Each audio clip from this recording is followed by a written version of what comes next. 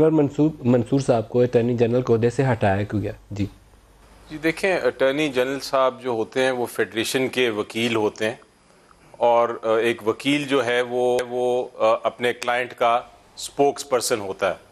बहुत ज़रूरी होता है कि जो क्लाइंट और अटॉर्नी हो, वकील हो, उसमें एतमाद हो दोनों को आपस में। तो हुआ ये कि आपको पता है काजी फयाज ईसा साहब का केस चल रहा है।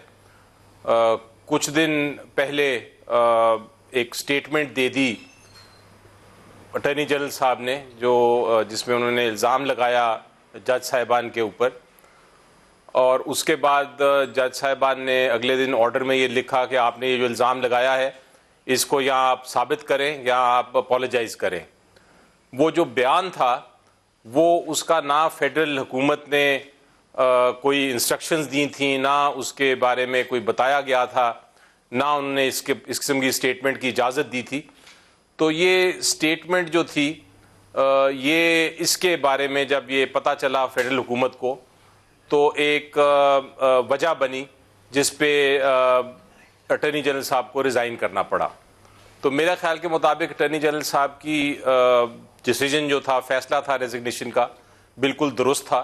क्योंकि जब अटॉर्नी जनरल का और फेडरल हुकूमत का, जिसकी वो रिप्रेजेंटेटिव है, एतमाद आपस में ख़त्म हो जाए तो फिर ट्रेडिशन यही कहती है कि अटॉर्नी जनरल रिज़ाइन कर जाएं।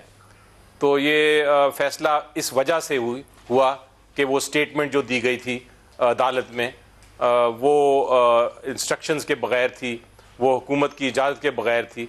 और इसीलिए आपने देखा कि हुकूमत ने आज एक एप्लीकेशन भी फ़ाइल कर दी जिसमें उन्होंने ये वाज़े तौर पे कहा कि जो बयान था ये हमारी इजाज़त के बग़ैर था, हम इससे डिसएसोसिएट करते हैं, हम इसको हम कहते हैं कि ये बयान हमारी इजाज़त के बग़ैर दिया गया था, हमारा इस बयान से कोई ताल्लुक़ नहीं।